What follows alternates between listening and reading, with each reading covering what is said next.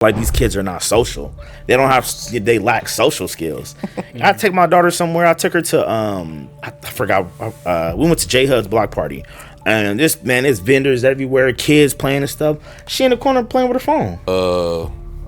Appropriate to say, little man didn't go and introduce himself. He tried to that would be upon that kid's dad to teach him, like, hey, when you go to, this is how you respect people. When you go to the house to go meet her, you go look him in, you meet her dad first, you go shake his hand, blah, blah, blah. Don't you think that's the responsibility of a father for the son to teach your son how to be a young man, right? I forgot what the little thing. We used to have like a little wrap thing with, I got sour cream and beans and lettuce and tomatoes on, and it's just, you going home, man, and just sitting there and just thinking. So it took a lot of soul searching, man, a lot of soul searching for me to really, and I think that probably prepared me, for the therapy journey that I went on next, but it was tough.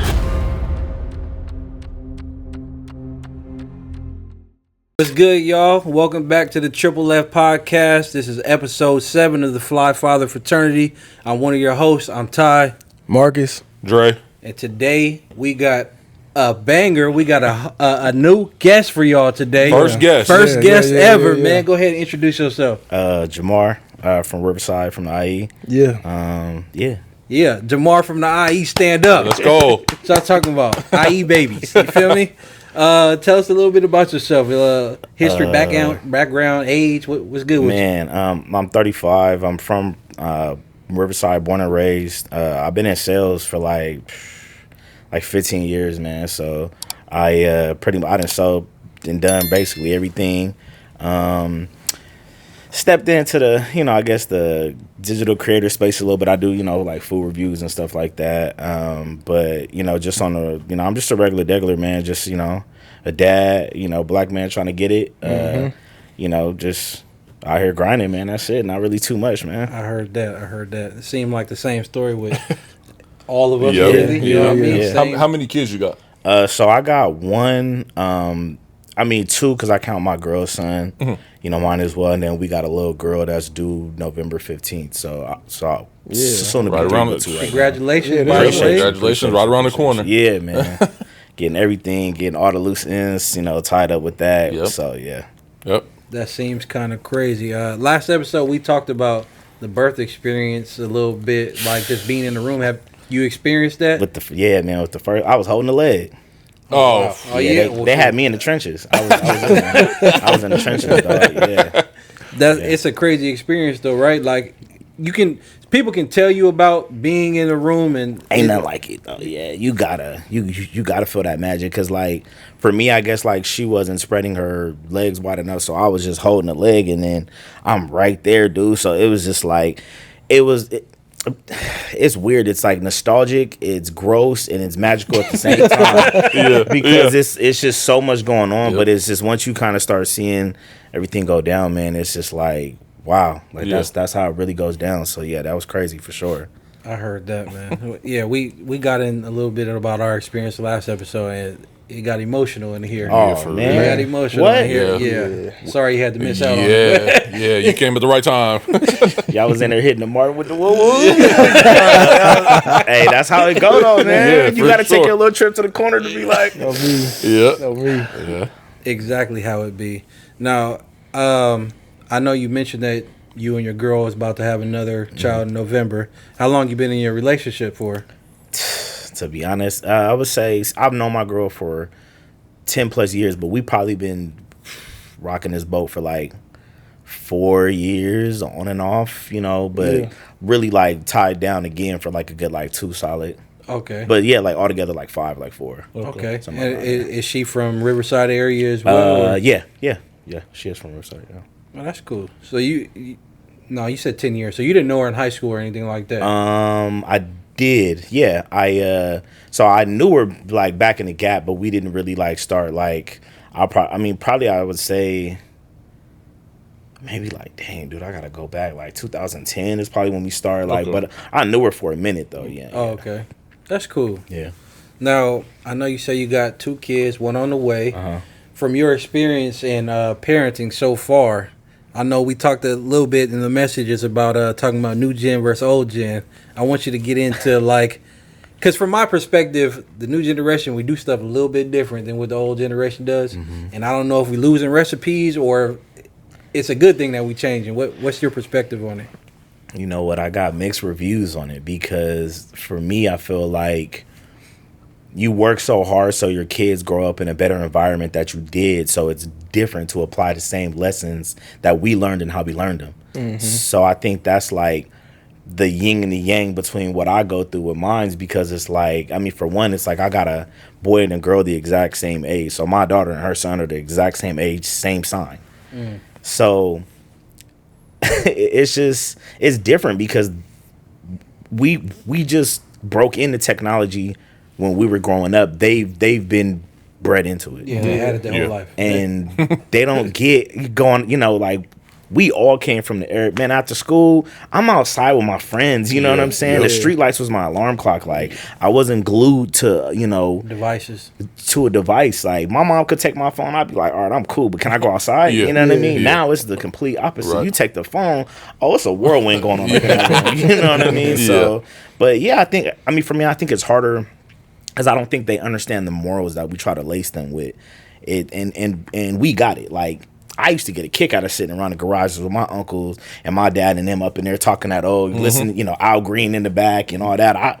I wanted to be a fly on the wall in that conversation. They look at us as goofies now. They like, we just old. Yeah. And we ain't even really that old because they was like 40 and 50. You know what I mean? So, but yeah, it's tough, man. I think it's just, we just in different times. And I think with the technology, it just makes, it kind of amplifies, everything. I don't want to say we got it harder than our parents, but it's just different for sure. It's different. Different angles you got to take than what your parents took. Like you said, you didn't really care about getting your phone taken. You go outside, but your parents didn't have to worry about those things. Now it's like, well, if I take the phone away, okay, you're going to be upset, but then also, what else am I going to take with? Okay, now I got to move to the iPad. Oh, now I got the little Nintendo Switch. It's like all these things that, just are layers on top of layers now, I feel like, from an electronic standpoint. And I mean, this might sound crazy, but I mean, we here now, I'm about to just jump into it.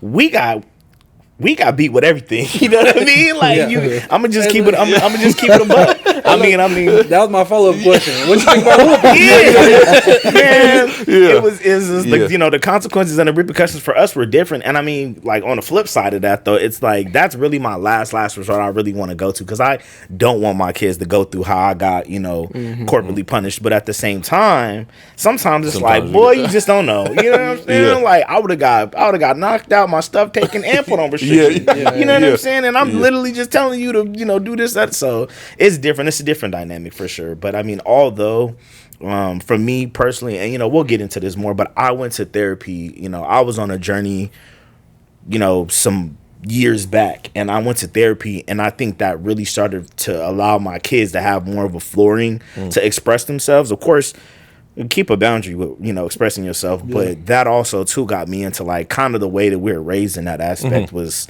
kind of iffy, because if I said so, to me, once you get to a certain age, where's the logic? Where's the logic in that? You know what I'm saying? So I think that I'm too much of an intellectual person to put that on my kids and just be ignorant and be like, oh, because I said so. Like, I want to hear what you're saying. I still might not, go along with it, and I might not agree with it, but I'm gonna let you say what you got to say. Because I said so is in your brain. It's just not what I'm verbally telling you. Yeah, that's true. Because you hit it on the head. Because I just said that to myself the other day. My daughter asked me something, and I was gonna say because I said so, and I was like, I can't say. It's hard not to. It's like, embedded in your DNA.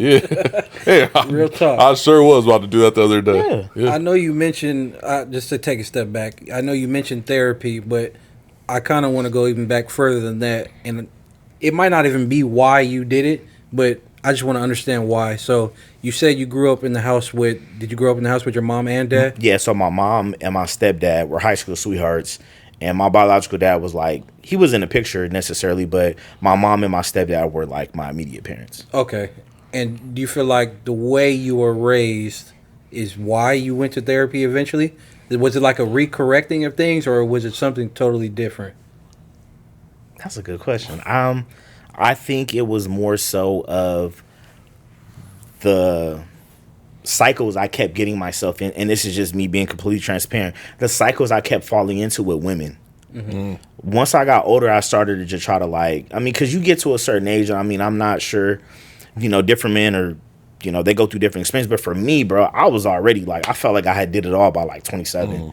You know what I'm saying? I had, went out to the city and partied, and I had went to Vegas, and I had this, build and that build and this flavor and that flavor. I was to the point where I'm like, bro, why can't I just grab me one and then I had to look inward. So I think that's when I just really had a big boy moment where I just looked in the mirror it gotta be me. It gotta be, so I think some of the things, it came from different angles because my biological father he was a player. So that's kind of where I got that charismatic aspect from. My stepdad was more so of a, he was I like to call him Mr. Brown. Every neighborhood got a Mr. Brown. He go to work, he come home, he do everything, You sound like Russell Wilson. Yeah, he got a system, you know what I mean? He got a system, he was good to my mom, showed me everything, how to, be in the family, but at the same time, I think there was a dynamic of that to where I was like, dang, I don't really know if I could ever really be like that, So I kind of psyched myself up, knowing, well, I could have that life in this life whenever I want to, but no, this life take a little bit of training. So that's why I had to go, I had to go get my own, I had to go get my own issue as far as really digging at myself. And I'm not really an emotional person like that until I had my daughters, really when I tapped into my emotions. But, I had to have some sessions, man, where I was I'm sitting there crying, bro. And it was weird, and then it got to a point to where it's just I'm getting these skeletons up out of here. So, yeah. Sorry to go so. No, I'm curious too, because I feel like it's not often that you hear that a man just made that decision for themselves. What caused it? I know you kind of gave the reason behind it, but was there a moment or did somebody guide you in that direction? Yeah, man, I hit rock bottom. And I don't mean rock bottom I think when people hear rock bottom, they think you was on the side of the 210 freeway with a tent. No, that wasn't that. That wasn't the case. But it was where I had put myself in a situation to where pretty much everything was gone from me except for somehow I was able to still finagle and keep a roof over my head. That's one thing about me. If you know me, there's only been one or two times I keep a spot. I keep a spot. You know what I'm saying? I'm gonna do what I gotta do. And it was just man, I was just in a spot where everything was crumbling, man. I couldn't hold on to nothing. I get something good, it'd wither away. I get something, worth holding on to, it'd go away. My relationship, with my daughter wasn't where it needed to be. With, the women, or the women or women that I wanted to be with. Just everything. My relationship with God wasn't there. I just wasn't in a good place with, careers. I was in and out of jobs, and I'm like, man, what am I doing? So I just got to a point where I just, well, for me, you don't take accountability for so long in certain areas where it's dog, you gotta look yourself in the eye. And I think that's just what it was, man. I just run out of people to blame. Yeah, I had too many mornings where I'm sitting here brushing my teeth, looking in the mirror it's you, dog. What you gonna do? You gotta do something different. And I think talking to myself. So ultimately, I was going to RCC because I was just you know what? I can't keep a job right now. I got to keep this roof over my head. Let me go give me some financial aid. Right. You know what I'm saying? So I went to school. I was taking, I was going to school full time at that time, and the UGMA program had a resource to where you could go seek counseling. So I was like, that sounds like something I never did. I think it'll be healthy. My mom was a nurse, so I was always really big into forms, just any type of resource as far as health or mental health. So I just looked into that. I sat down with a therapist. Me and him didn't really mesh well. He actually referred me to my therapist now, and I've been on this journey for 4 years now. Man, that's powerful. Props to you, that's for sure. Appreciate it, man. It's definitely a big step. We've talked about it in a previous episode, just the stigma behind therapy in black men. In black men, it's crazy. It's crazy. Yeah. I'm excited that you just shared that because it almost made me feel like, even though he's already said it, therapy was beneficial. Yeah. Hearing it from somebody else, maybe I should see what this is about. I might be numb to bro. But should.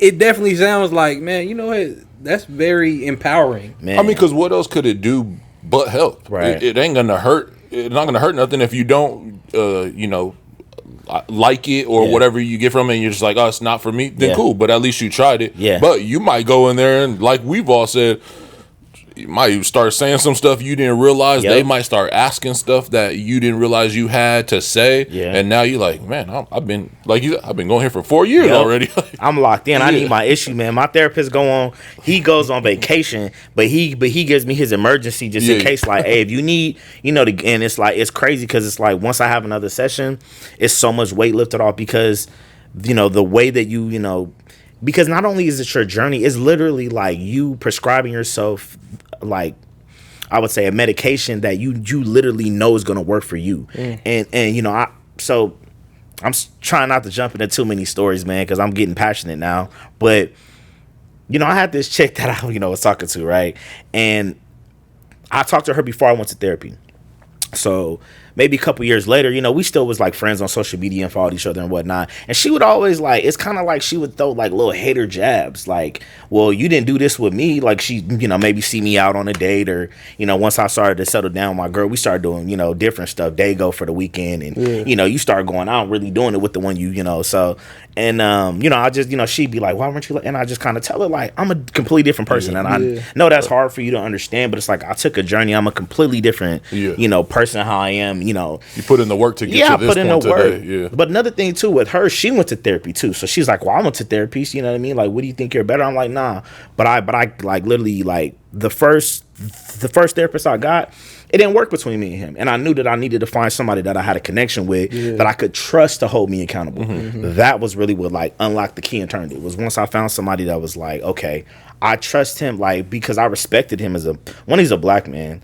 He's also mixed too, so he kind of has he knows the black and white struggle that we went through as far as, am I black enough, am I white enough, and you know what I'm saying? So allowing somebody to hold you accountable, that's the key. A lot of people go to therapy and leave it and never go back because they run it from everything their whole life. So I just I got one more question on this topic. I'm curious what you would say to people that say they don't need therapy because they got their homeboys or they have, because it's oftentimes as men we can kind of link up and have these conversations and they can be meaningful, but do you feel like personally for you that therapy took that to another level, or what would you say is the difference between those two things? Because clearly therapy means a lot to you. See, I try not to be one of those people to say because I did it, you should do it too, just like this. Right. I think that's where people get judgmental and, but I do think with certain realms, like some people have been, I'm not trying to, go on. Some people have been, some people have been, there's different things that are dark that you're not going to go into with your homeboy. Sure. And I think maybe for some of those people in those categories, in those areas and spaces, no. It was just more so I was just lost in a misogynistic player way of thinking that I couldn't even get out of understanding okay, why can I have such a good relationship with my daughter and I can raise her, but I can't with a woman? You know what I'm saying? That was something I just couldn't figure out myself and I had to go to somebody else. But did you ever turn to your stepfather, the Mr. Brown in your life that might have had kind of some guidance to give you on that? I did, but I guess I couldn't see it. From him, I took the straight and narrow advice. I'm literally Mr. Brown at the crib. When I'm at the house, I'm Mr. Brown, dude. Yeah. I'm doing the laundry. I'm doing the little things. I'm making sure the kids is, this, that, and the third. And, I'm making sure, the whole ship is running tight. But I couldn't take his advice on that because it was and I don't mean to say my pops' future, but my dad was like future to me. You know what I mean? He was he wasn't the Davies in the flesh. I go to Pop's house. It's a biddy here. It's a biddy there. He doing the stuff. He got bread. It was a different type of aura. So, but then when I try to go to him for these conversations, I felt like it was more so ignorance. I don't even think you're mature enough to have this conversation with. And it's crazy to say that and rationalize that about your own father. But I think that's really when I started to put things into perspective. Okay, I gotta, cause I can't really choose which way to go, left or right. Got you. But I think you can get some positivity. For me, going to therapy now makes me appreciate my OGs even that much more. Right. Even that much more. When I do run into a cat with some game, or I do run into somebody who's trying to tell me something or, guide me out, I could find mentorship in anybody. Before, it was nah, if I didn't see you doing it a certain way, I'm not about to, I'm about to listen to you. But now it's nah, just because You know, you could be white, Mexican, Indian. Don't mean you didn't live a path as a man. Maybe not a black man, but you can put me on maybe business, maybe networking relationships or things like that. And we all have families and friends, you know, but for sure I lean towards, you know, business savvy black men way more, you know, to get that type of game from, for sure. Got you. That makes sense. I know you've been going on about it. My question about therapy: how often do you do it? Every 2 weeks. Every 2 weeks? Yeah, I get my issue every 2 weeks. And it don't matter where I'm at, bro. I try to schedule it later on in the day. You know, since I am at the crib, bro, I go in my truck and, you know, let the car run for 40 minutes. But I need that. That's like literally. And I say it as getting my issue, and people, you know, would apply that to other things. But for me, dog, it do so much for me because it's like, you know, we'll spend 10 minutes on this, you know, 10 minutes on that, 10 minutes on this. And, you know, it's just bouncing ideas off somebody. But yeah, every 2 weeks, man, I got to get that in for sure. Okay. So I might have missed it in your answer, or I just, you know, I just may not have heard. I don't know. But I know Marcus had asked the difference between the going to therapy and just doing it with your homeboys. Mm-hmm. If there isn't those extreme situations that you mentioned before, do you feel like it could be viewed in the same way as just venting those things out with your homeboys? Or do you feel like it's the professional help is like there's a clear and cut difference between the two? Like, I guess I will, to put it in the terms of like, do you have those conversations with your homeboys and you're heeding their, you know, information that they're giving you, or opinions, or you go into therapy and you're like, well, they're a professional, so I'm taking what they say more and holding more value to it? For me, I got to throw a question back because it's like, what am I going through and who am I talking to? Mm-hmm. I think that's really like, now, if I'm going through an issue with my girl and I'm talking to this dude been married 20 years, hell yeah, I'm finna go, man, everything you say is gold right now because you didn't live this life times 20, you know what I mean? But if I'm going through an issue about the kids and he ain't got no kids, man, get out of here. You know what I'm saying? I can't, I can't take what you're saying because it's like you can't even really, you don't even know the half of what I'm going through. Yeah. I do think it does apply, but I just think it depends on what you're going through and who you're talking to. I do for sure. I mean, like I said, me and my boy have, you know, plenty of TED Talks, and certain aspects are me relating to him about, you know, living a single life. And sometimes it's him giving me information back on, you know, maybe business or, you know, the content creator space, you know what I'm saying? Certain things like that. But I do think it can be beneficial. It just, you know, it gotta. Situational. Yeah, situational. Because it's like, you don't want to be talking, you know, to somebody who don't know what they're talking about and they just giving you shit off the wall. Yeah, that makes sense. Now, I know you spoke a little bit about how when we were growing up, we got the morals, we got the game, and it's a little bit different now. What morals are you trying to instill in your kids, specifically, that you feel like may be lacking in this younger generation? Number one. This is number one. I tell my daughter and my son. And maybe it could just be because I'm in sales and I'm like prone to this way of thinking. But I think it goes along thinking outside the box. Like, you'll ask them, like, they'll have this whole elaborate plan when they want something. Mm-hmm. But when you're told to do something, this one thing stopped you. I couldn't do it because I didn't have the... You couldn't do it. You couldn't figure it out. And it's just like, you know, I hate that type of thinking because it's like, well, what if you get into a situation in a couple of years, what you just gonna go, or you just gonna be told some BS and not even rationalize, like, okay, the way around it. And you know, from my angle at work, like, if I go to my boss and tell my boss, well, you know, they didn't sign this deal because of this, he about to come at me with 4 different angles, and I got to be ready. You try this? Try that? Exactly. Yeah. You know what I mean? And I think that's why I get so frustrated because I'm like, now if you got, you know, if you just a little short up there, then okay, you know, then I'll work with you. But it's like y'all not, because when you want, my daughter is she's really into K-pop right now, so she likes the Korean, you know, pop culture. So when she wants something or wants to get like a Korean, you know, lip gloss or something or whatever, dude, she can tell me where the manufacturer's made at, how many days it's gonna take to get here, the price, the link. She gonna send it to my phone. Yeah. You know what I mean? She's so elaborate and and precise about how she wants it. But then when I'm telling her, okay, dude, you know, this, that, and the third, it's like, oh, well, I didn't do this. And it's just like, so I think my biggest thing is like thinking outside the box, being on your toes, you know what I mean? Because that's really how we survive. Like, and, you know, also, I feel like these kids are not social. They lack social skills. I take my daughter somewhere. I took her to I forgot. We went to J Hud's block party, and there's vendors everywhere, kids playing and stuff. She in the corner playing with her phone. I'm like, dude, you sit in your room and do that all day. You know what I mean? Get out, be a kid. Because back in our day, it's like that's all we had, man. We go somewhere, we see some kids. Okay, I'm finna go find the dude that that ball or play games. I'm finna go find the group of who I fall in. So I think for me, it's those two things because social skills really matter out in the workforce, and then thinking outside the box does as well too. It's gonna apply to everything. So yeah. Problem solving. That makes sense. I know. Sorry to be so long winded too. No, I'm sorry. No, it's all good. That's a good answer for real. Great answer. For real. Yeah.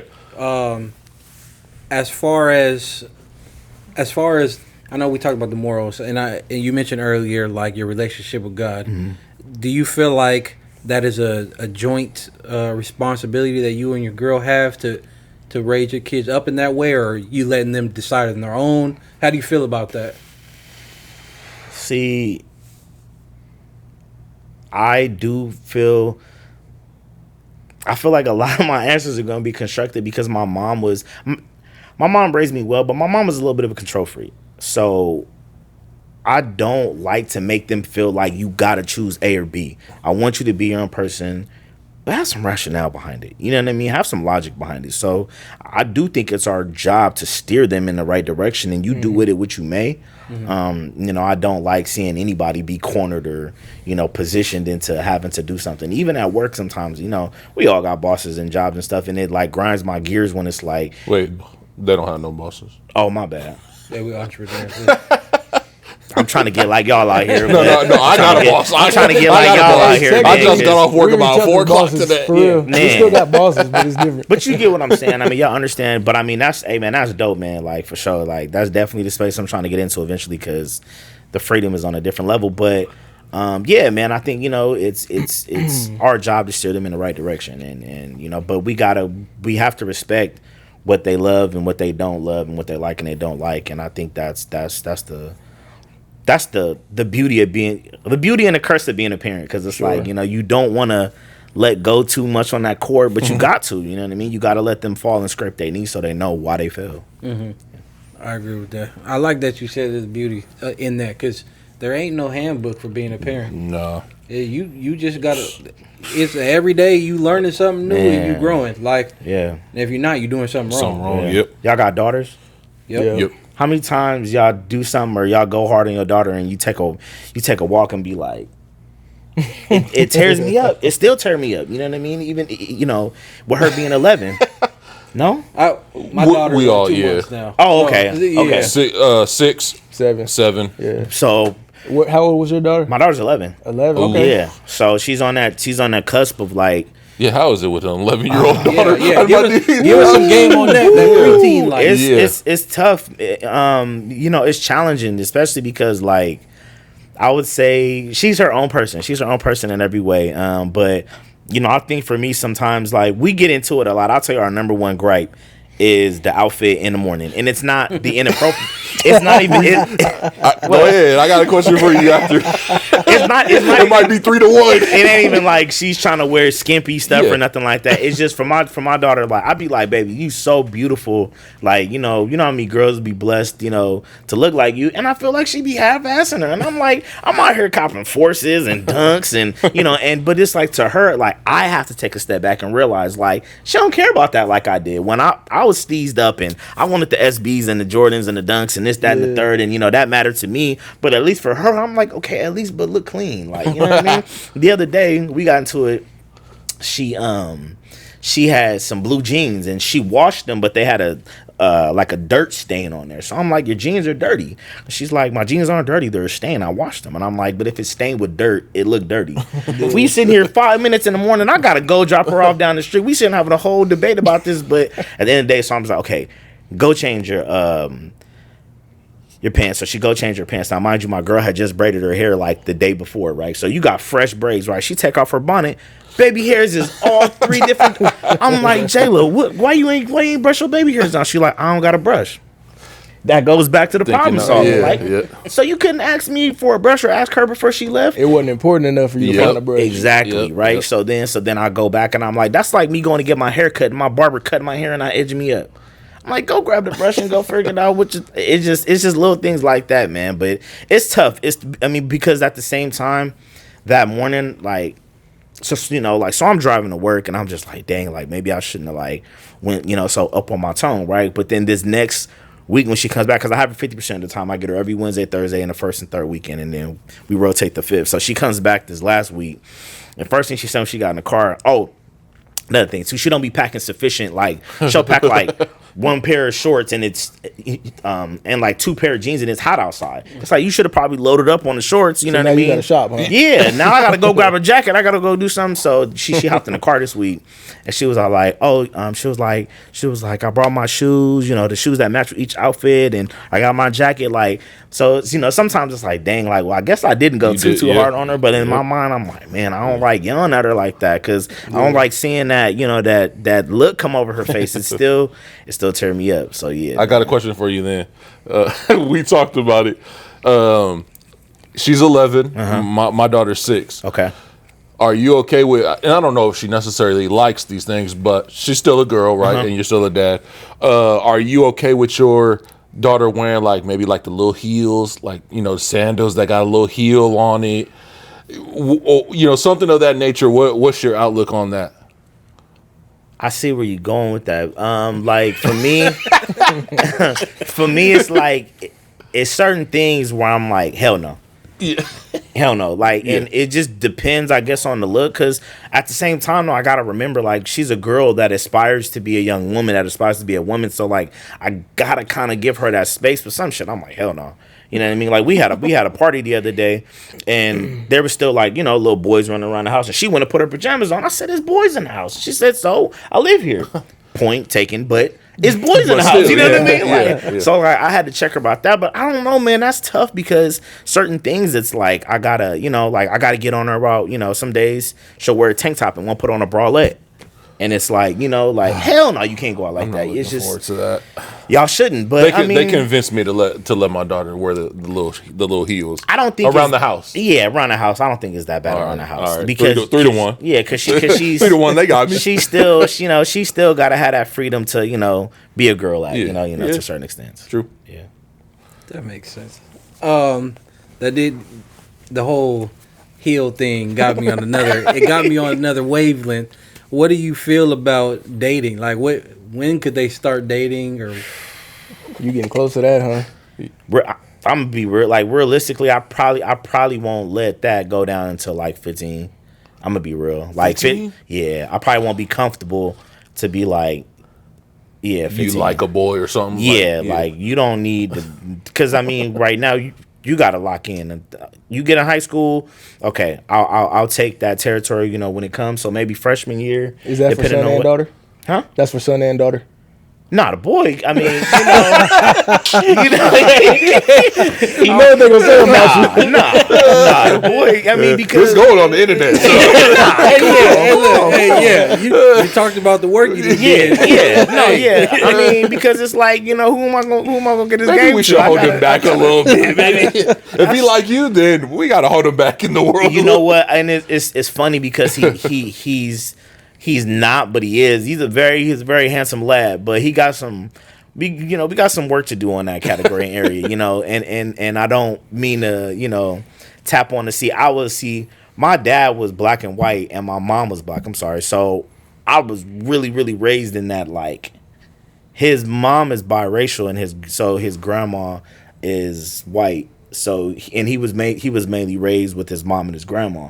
So it's certain isms that he just didn't, he don't understand. And I could tell we're gonna have to take some rides. You know what I mean? We're gonna have to take a lot of rides together to where I'm gonna have movies. I'm gonna have to get him equipped, because I could just tell he gonna be, and as we all are, the first couple ones gonna have his nose in the air, and but maybe it's just part of the game. So yeah. It definitely is. I think everybody went through. Well, I won't speak for you, but I know I'd have been through it. Oh, I've been through it. You know what I mean? Like, it happened to the best of us. Yeah. But 15, huh? You know what I'll say? I'll say a freshman. Now. Like when she's a freshman, I think I'll be more willing to like, deal with that. But in middle school, y'all ain't got nothing to be nothing about right now. Ain't nothing to be nothing. Y'all ain't even ready. Now when they start dating, I'm sorry to cut you off, but it just made me think. I was having a conversation with my sister, and she was saying that her niece, I call her my sister, but it's my brother's girlfriend. Yeah. We real close, but her niece basically just brought home a boyfriend for homecoming for the first time, but they kind of knew already. They had a suspicion that she had a little boyfriend, right? But she's been not telling the truth about it. Mm-hmm. And they like, I don't know why she won't tell us. You know what I mean? She getting to that age where she just want to keep stuff secret. Yeah. And I guess the little boy came over for homecoming and greeted her with a kiss in front of the whole family. Oh, bro, walked up to her, tried to kiss her, and she kind of swerved it, like trying to play it cool. But they like, oh hell no, that was a kiss for sure. And then also on top of that, little bro didn't come introduce himself to the men in the house. You know what I mean? Just and this was for what? Totally Homecoming? Yeah, for homecoming. Oh, ain't no homecoming. Totally go home. Yeah, go home. Yeah, you're right. It's a go. Let me go get my suit. I'm gonna take you. I'm gonna drop you. Yeah, nah. Totally fumbled the whole thing, and I was putting myself in, in the shoes of like, man, no way somebody gonna come try and date my daughter and act that way in my house. But how are you prepared for that? You feel prepared for that? How do you go about that? Because I think we can all relate. There's a certain age where we don't really want the parents in our business. You know what I mean? Mm-hmm. Whether you comply or not, you may not be telling the whole truth. And I feel like as parents, we already know it's going to get to that day, right? And we're hoping that they tell us or give us insight to at least most of what's going on so that they can confide in us if they need us and we can kind of guide them the right way. Yeah. But I just want to jump in real quick. To that point, I have 2 daughters. I don't have no sons. All of you guys have sons, but right on the flip to that, wouldn't it be appropriate to say, little man didn't go and introduce himself. He tried to kind of, that would be upon that kid's dad to teach him like, hey, when you go to, this is how you respect people. When you go to the house to go meet her, you meet her dad first, you go shake his hand, blah, blah, blah. Don't you think that's the responsibility of a father for the son to teach your son how to be a young man, right? Coming of age to do those things just as your daughter. And it's like, hey, we don't want our daughters dating until 15, 16. If you're going to let your son date at that age as well, being a man about teaching them how to do those things. Well, it's a couple of things I think with that. So I think for one, and I think it's crazy because, and I've been, figuring out my daughter's emotions. Well, not trying to figure it out, but for one, I don't want to embarrass my daughter too much. Right. You know what I mean? So I don't want to go how I really should go on Lil Man, but at the same time, I think that's a moment, like, now I've grown to where I'm like, let me take Brody to the garage real quick and have a conversation with him. Like, hey, man, like, I don't know, how you guys do things in your household or with your family, but it's like, we, over here, when you come in over this house, man, we speak to everybody, you know what I mean? Come in and, going for the kiss was, that's crazy. You know what I'm saying? So you just, you gotta. That's crazy. That's crazy. That's straight up. That's wild. I don't know what possessed you to think that was okay, but that's why we here. You're gonna learn from it. You're gonna learn from it. You're gonna learn today. So, but like as a man, because for me, I look at it like how many men came and pulled me to the side and gave me game and corrections, and I had to learn. To be like, oh, like, okay, what I mean? Like, it opened my eyes up. But yeah, it's certain things like we already knew. I go over your house, man. Mom's is sitting in the kitchen with the spatula waiting to see, is he gonna go, greet everybody? Because then you about to turn into the friend. You could go into the fridge at that point. You about to turn into family. But we all knew that you had to speak. We was talking about that at the barbershop a couple weeks ago. Like, man, you go in somebody's house and not speak, bro. That's cardinal. That's cardinal rule. His houses, I had to go in and take my hat off. Yep. All type of stuff. Yeah, you just shoes. You got to depending on the religion. And you shaking everybody's hand. There could be 20 people in there. You shaking all 20 people's hands. Somebody gonna break in there. I'm sorry, though. I'm sorry. Y'all might hate me for this right now. It's OD. It's coming. It's OD. But, man, y'all don't think some of that's just kind of dumb? But what part? Say what part. Like, depending on how old little bro is, he might be 14, 15, 16, however old he is. That's irrelevant to me. I feel like he tried to kiss my daughter. No. That's out of pocket. That is I don't know what what are you on right now? Okay, go ahead. He was out of pocket for that. But I just mean going in and addressing everybody and like is that like I get the respect thing out of it, but like I only feel like he only owe that to the person that owned the house. Like You may not know that walking into a new house. yeah, well, So you should just you to do. me, Well, you if, should just assume. well, I'm saying if you're dating this girl, you probably know which one her dad is. You know what I'm saying? Like, I feel like he should have addressed the dad, but I also feel like the dad can he can do the same thing on the other end. Like, you're the adult in the situation. You can be like, hey man, like you know what I mean? Like it's both sided to me. And we may be speaking it to it very like this person, but I mean in the respect of, hey, Mr. Moore, how you doing? Blah blah blah. Maybe her mom, right? And everybody else, you could be like, hey, how y'all even doing? to hi We're not saying, everybody. I mean, we are saying that, but I'm not saying you got to shake everyone's hand. I'm just saying respectful, and I'm only saying that even from how we were brought up. And again, maybe that is part of the issue, or whatever the difference is, that even if you weren't going around and shaking everybody's hands, you were walking in somebody's house and saying, hey, how you doing, everybody, blah, blah, blah. Whatever it was, you weren't just going and saying hi to your grandma and then going and sitting down. It wasn't happening. That's true. I guess I'm just speaking from, like, I know when I was 15, 16, I probably would have walked into that house. I might have said hi to everybody, but I really would have been scared for real. Like, so what I'm saying is, like, there's a lot of onus on the kid. I think the parent got to meet him halfway too. But now we got to see, this happened. This is part of the story, so it is what it is. Yeah, you might be scared, but you wasn't scared to walk up in here and just try to kiss her in front of all of us. Yeah. So you're willing to not be scared to kiss her in front of all these people, but to say, hey, how y'all doing? Now we got a whole different problem. Maybe you thought that was respectful. Maybe it was a kiss on the cheek. And that's why we would have handled it a whole different way. It wouldn't have been no talk in the garage. But it also goes back to, like, as men, you being the adult in the situation, you got to identify, I don't know how this boy was raised. And I don't know what's acceptable to him. Well, let me meet his parents then. Right. For real. No, facts. And I'm going to that add way, too, if I got to whoop somebody, it didn't they know who it's going to be.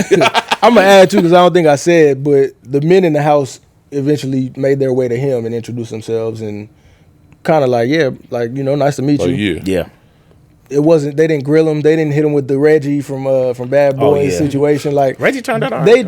Reggie turned out all right. Shout out to Reggie. Yeah. Reggie, he did his thing in that last one, man. Reggie got busy in the kitchen. They didn't do him like that. So to your point, I would say the men handled it well, despite the young man not really doing it correctly. Mm-hmm. And again, I do agree though.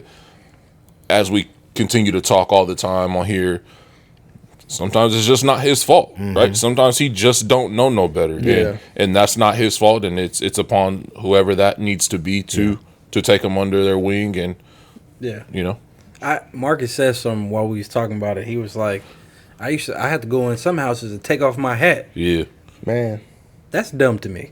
I'm sorry, but I learned sorry, it, but and I get it, but I'm saying it's like a respect thing. Yeah, it was a respect, and I didn't know, right?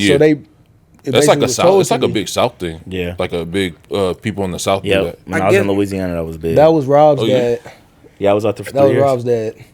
We'd be at Rob's house playing the game, and he'll hit me with that. That but the thing about it to me is, as a young person in somebody else's house, you got to learn to adapt to that environment. Yeah. So once he told me that, I knew better the next time I came over. That's all I was really saying. Yeah, for sure. I wouldn't expect that on first meeting, but if that was the rule of the land, that's what I do. Yeah, and I agree with that. Like, if that's their thing, that's cool. Yeah.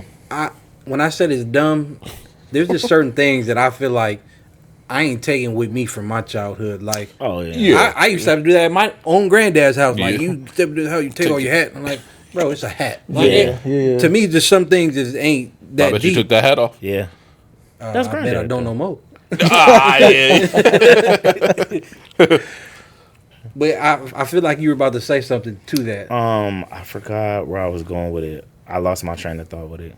It's all good. It's all good. But yeah, we went on some tangents. It made me think about we got it's good organic conversation. I love this, man. Yeah. Our business partner, his name is T. He was like, he brought up something the other day about how he saw something where it was like our generation just never grew up, and that's why the kids that they have are the way that they are. Parents are different. Yeah. Our generation never grew up. Yeah, like we're just not mature. For sure, no. Yeah, I 100% agree with that. I'm a big ass kid. I play all day, all the time. You know what I mean? I know when and where, obviously, but I'm always playing, bro. I've even had like scenarios where me and a chick fell out because I played too much. I didn't care, you know what I mean? But because I think I just go with that. But we didn't grow up though, man. Like how many times this happens, within a week where you see something where it's like, oh, like it just takes you back instantaneous. I don't remember my mom doing. I mean, yeah, sometimes they would, but not to the way. And maybe it could just be with the social media, so much stuff comes up. But man, I'll stay playing. And I think it's too. Go ahead, Mark. It's quick. I'll just say to the way you responded to that, I agree. But the connotation that he presented it with, I felt like he was saying it in a bad way, like we ain't grown like up. You're you just know what immature. I mean? And I'm like, nah, the things have just changed. You feel me? Like, I feel like again, speaking from my own experience, I feel like we communicate differently than our parents did. We have a different outlook on life than our parents did. And some of that just allows for different relationships and different guidelines. Right. So I don't think it's a bad thing. I like how you phrase it because I'm the same way. I'm a playful dad. I'm a good. I'm a big kid too. Mm-hmm. I don't want to be no old. You feel me? Lame, boring. Yeah. But go ahead, Dre. I guess I was really going to attribute it to like our parents a little different than us. I'm not saying all of us here may be the same, but you got most parents out there, our parents, our generation's parents, working since they were 14 years old. Like they just had to grow up because they had to grow up. Right? Their our parents were the type of grandparents that were, we're not worried about school. You gonna go get this job so you can make money so you can help out or whatever that was. Right? And we were parented kind of out of defense too, because they saw that was their reality. They thought that was going to be our reality. Right. So you got to take things serious. You got to do this from a young age. Like, and we see the world that we live in. It's not that way. We're not. Okay, I'm gonna work at this job from I'm 20 to 65. Yeah. No. Yeah. That ain't our reality. Right. Yeah. Right. It's I can see that. I can see what T was saying. Yeah, I can too. Yeah. I do feel like we are losing some recipes. Like, oh, for sure. Like the phrase, I ain't one of your little friends. Yeah. I don't feel like our generation be saying that. I feel like they be trying to be friends. Yeah. Like, yeah. I've said that before. That's big.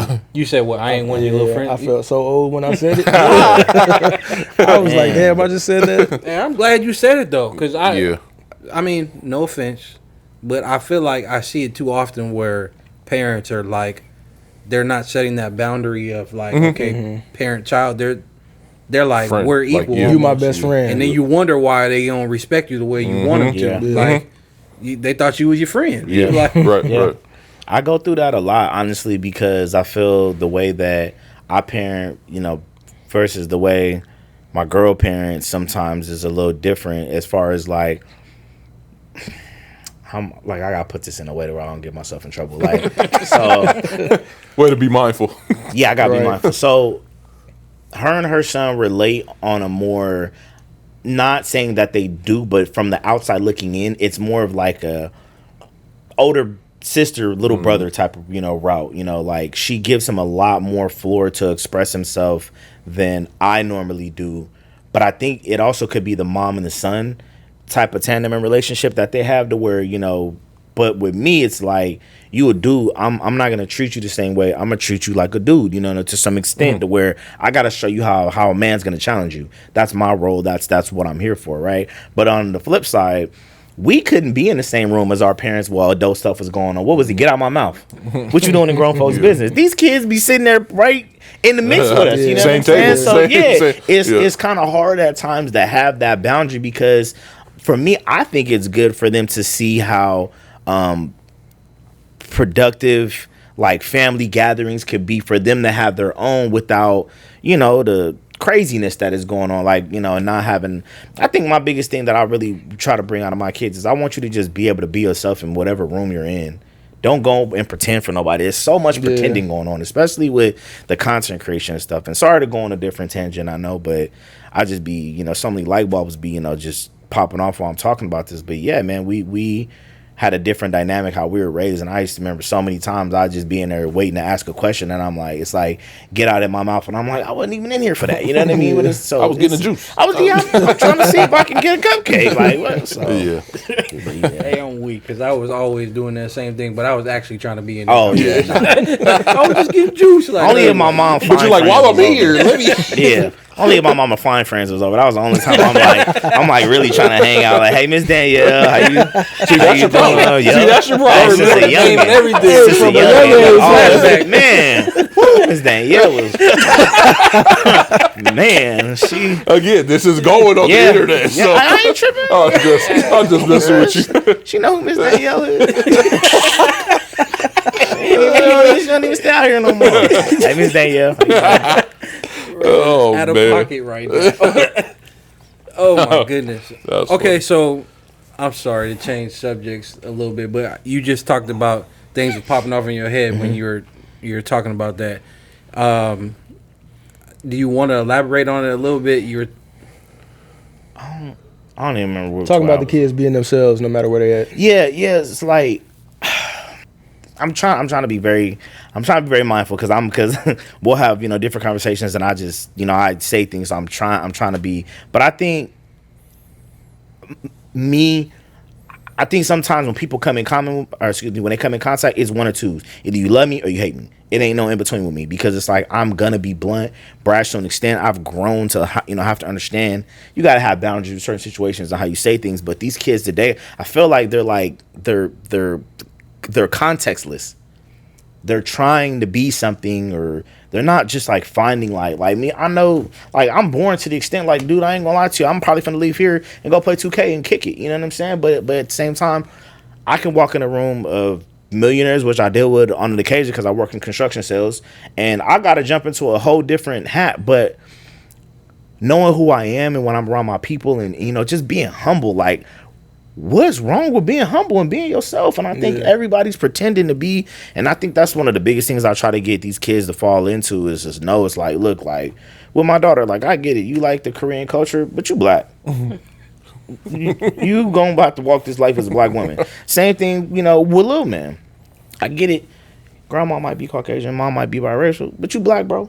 It's my job to teach you how to be a black man and walk the black man walk, and we can't go out and throw fits and stuff like that in public because the police. You know what I mean? I try to tie. They gonna see you as a certain thing. Yeah, I gotta tie everything into. They watch these little streamers and these YouTubers and stuff, and that's cool. I mean, we sitting here making content, but this is like we all being ourselves. Ain't nobody being higher or lower than one another. So I just think that's the thing. Like I'm always gonna be me. I don't care where I'm at, who I'm with, and I've lost friends, relationships, business contacts, and all that because it's like I'm gonna stand on my two and be who I am. No, do you think that's something that, like, have you always been this way? First question. Not as comfortable to always be myself, no.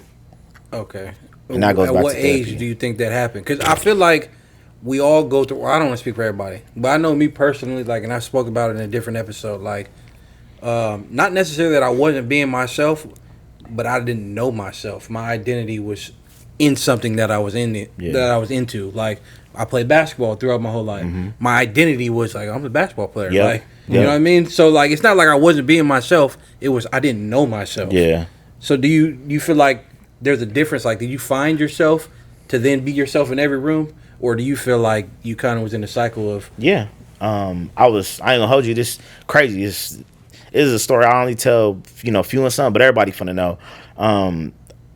I had got I was in a relationship and I had got into a situation with my ex-girlfriend to where we had had an altercation necessarily, right?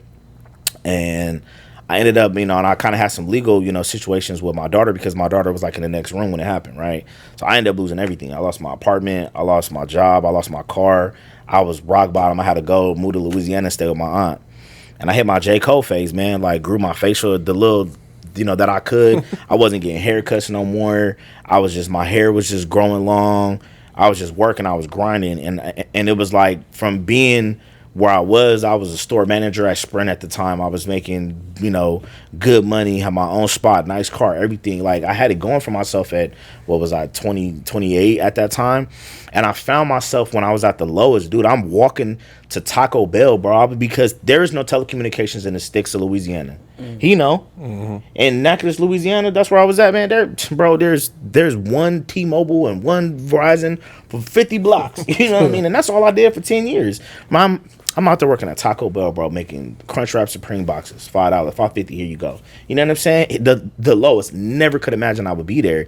And that's once those people brought me up, because they would ask me so many questions about California. They would call me Cali. You know what I mean? And then that's like where I really started to find myself like, damn, like this is who I am, you know. And they didn't care about how much money I had, who I, you know, brushed arms with. It's just, dude, I'm going in working 10 9-hour shifts at Taco Bell, and then I ended up slowly progressing. I got a job at a department store, used my sales acumen, became assistant manager. But from there is really when I found myself. That's when I was like, okay, like, dog, I don't care.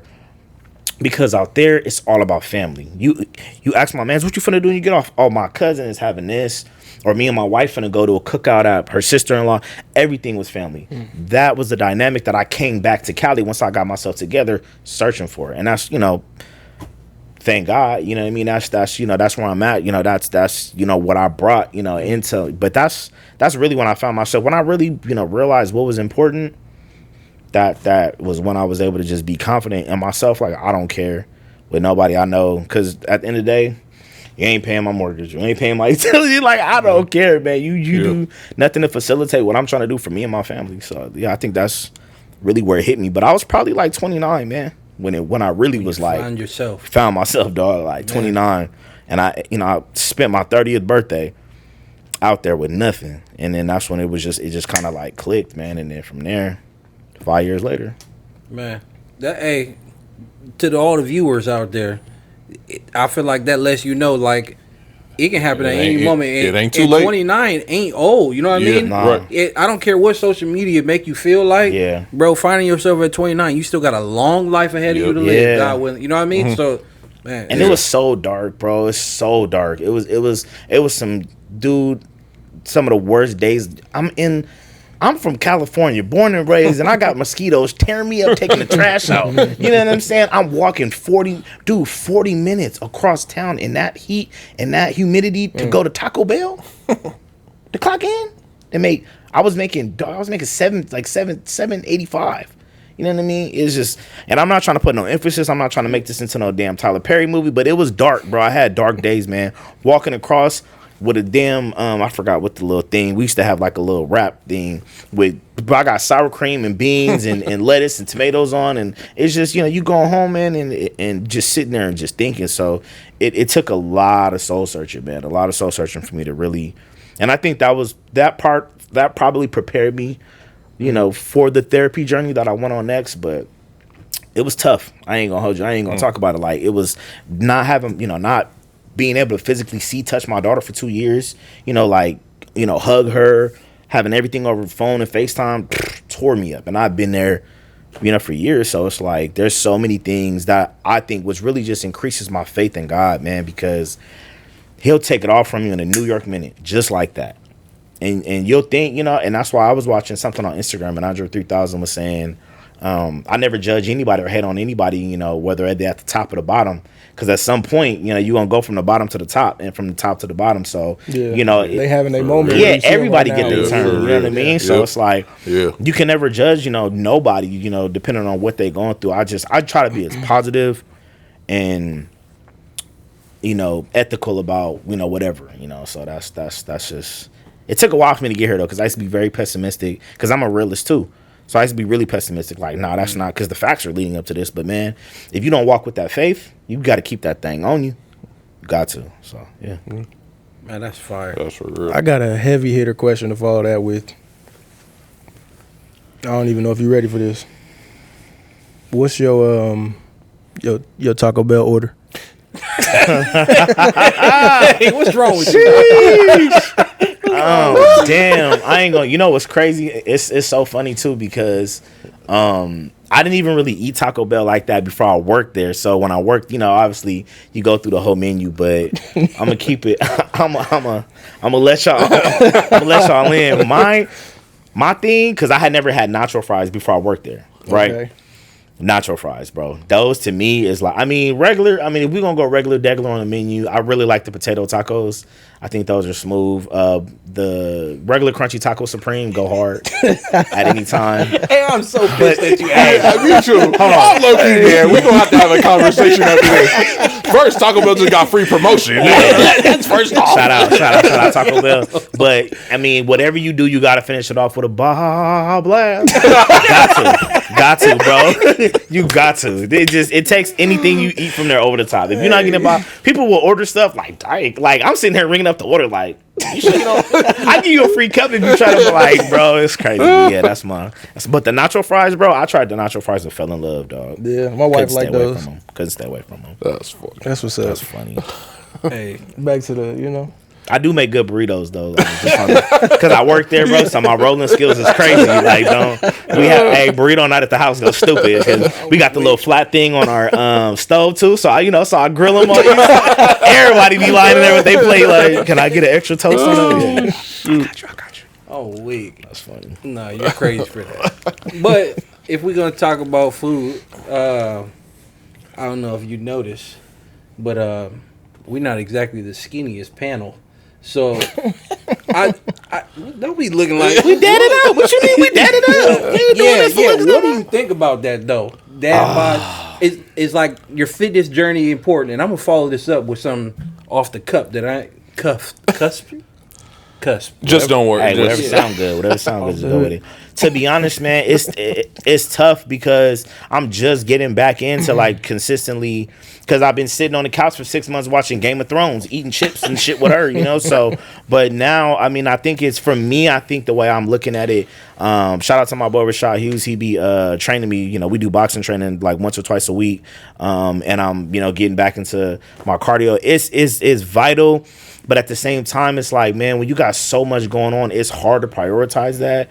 And right now, what I'm doing is I'm sacrificing sleep, man. I work a lot. Like, I literally was working up until I got ready and to come here. Mm-hmm. And I got up at 5 this morning, had to hop on the computer, drop my daughter off at school, flew to Victorville. I'm driving all over, but you're going to have to make a sacrifice. And I think for me, the reason why I'm trying to get back into it is because in a couple of years, I'm going to be chasing a toddler. Yeah. I don't want to be wheezing with her at the park. And, and I remember with my daughter, how much fun we used to have just playing and running around the house.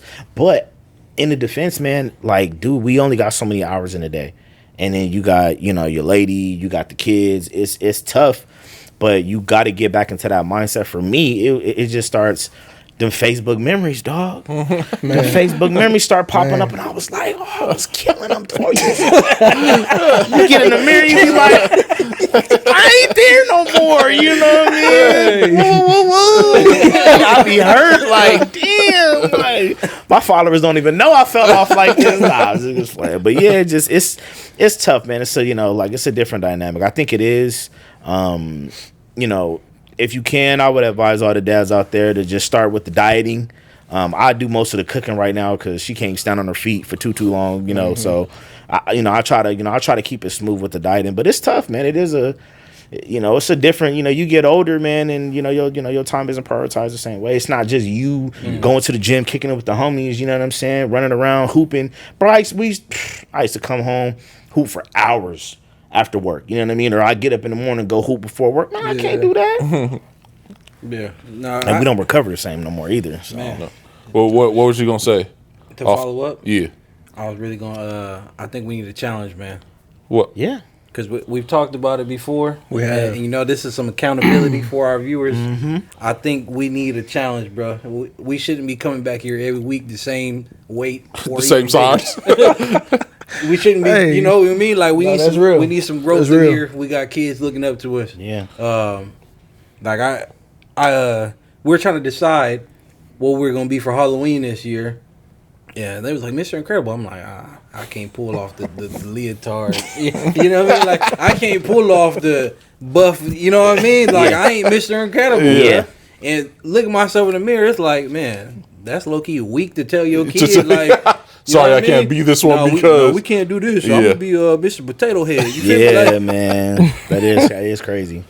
That is crazy. Y'all should just start with a diet, man. If y'all gonna challenge anything, I would say, because jumping straight into the workout it's crazy when you try to do both of them. I would just start with the diet. You talking about y'all? You in the challenge too? Yeah, We let's in do the it. challenge. What's the challenge? Yeah, What's the challenge? We're gonna be in the updating challenge. viewers every time we man. drop a podcast. Honestly, Accountability. And you're gonna be tagged in this, so they're gonna hit you up. come on. Hey, I'm coming back for sure. I'm for sure finna have a part 2, man. I love this way too much not to come back and do it again. We got to do. I don't know. We could try like a keto or like a carnivore. I heard those are some of the best two.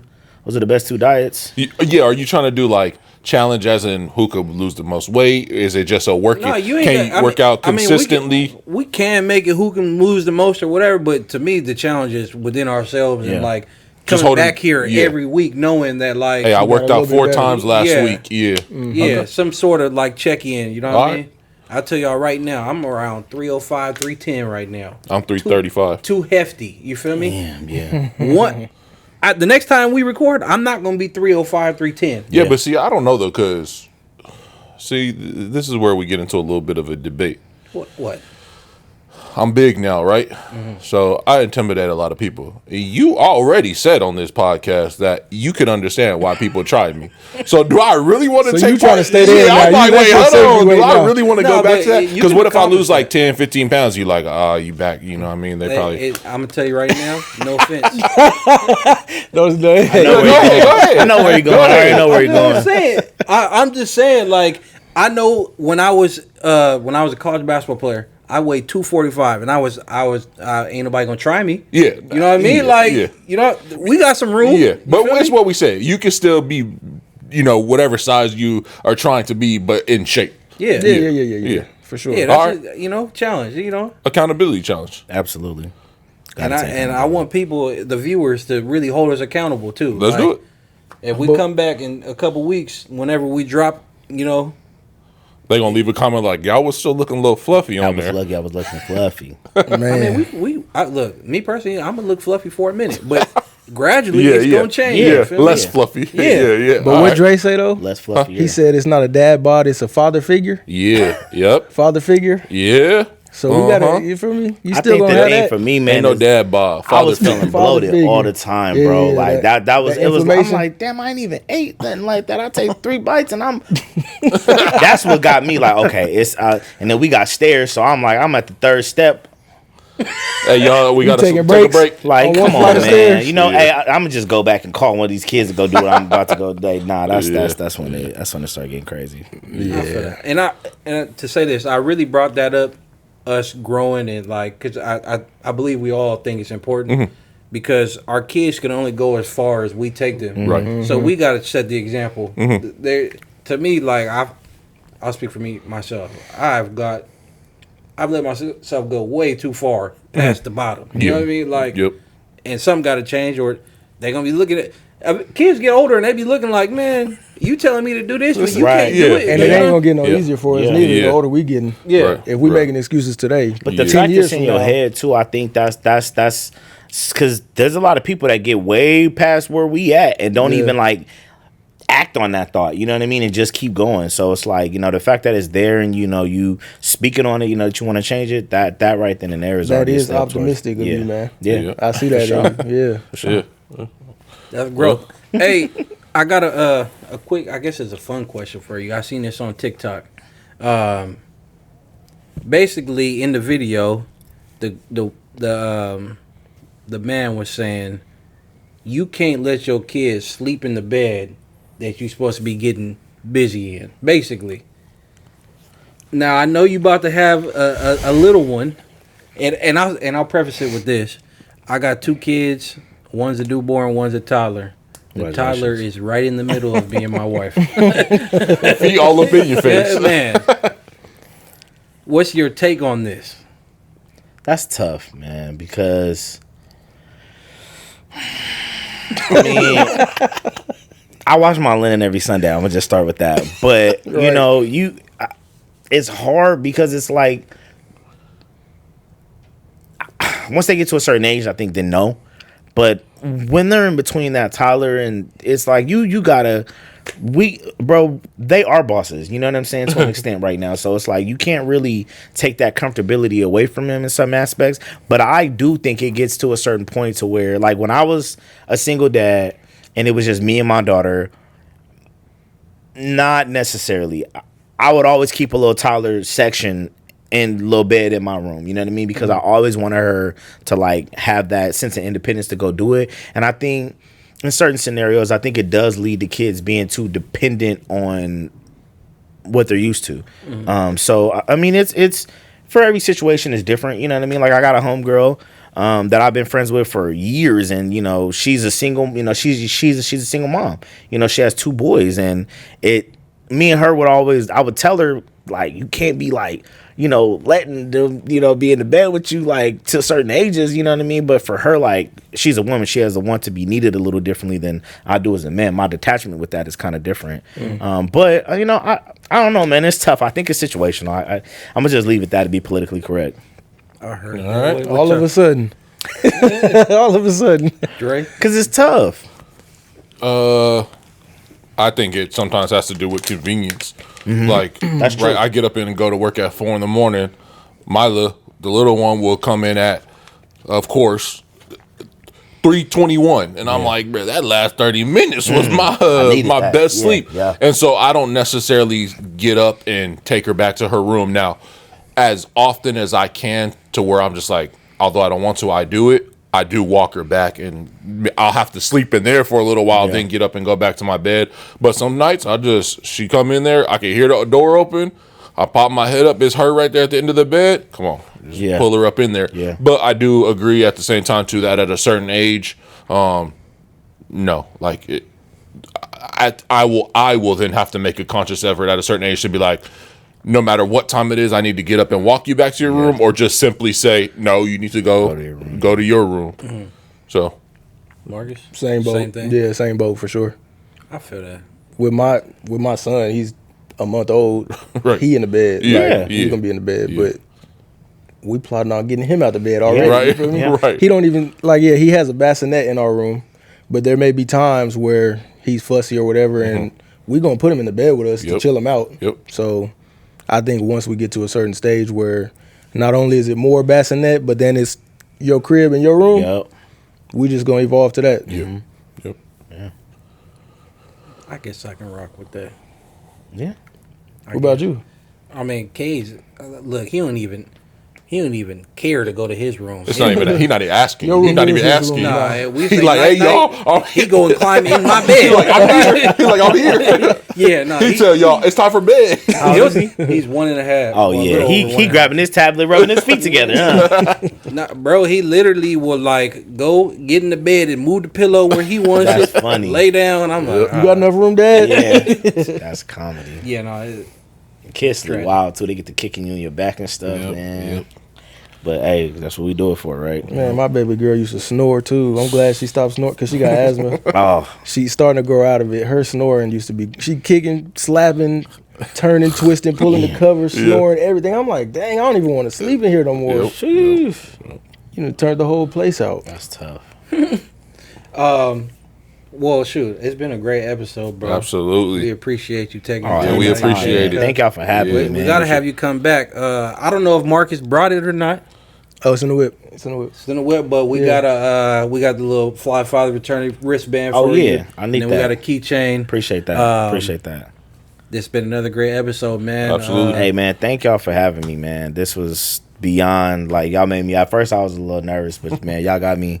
This is beautiful what y'all doing, man, and I Appreciate respect it. all y'all, the platform. You know, much love to y'all, and you know, much success. Appreciate Appreciate that, it. bro. Thank Man, you. back to you, bro. For real. Thank you. Yeah. Like I said, man, this has been episode 7. Oh, shoot. Let me not first. Go ahead and go to flyfatherfraternity.com. We got new shirts, new hoodies, no deadbeats allowed. Everything y'all want, we got it on the website. Go get that. It's been episode 7, and we out. Oh.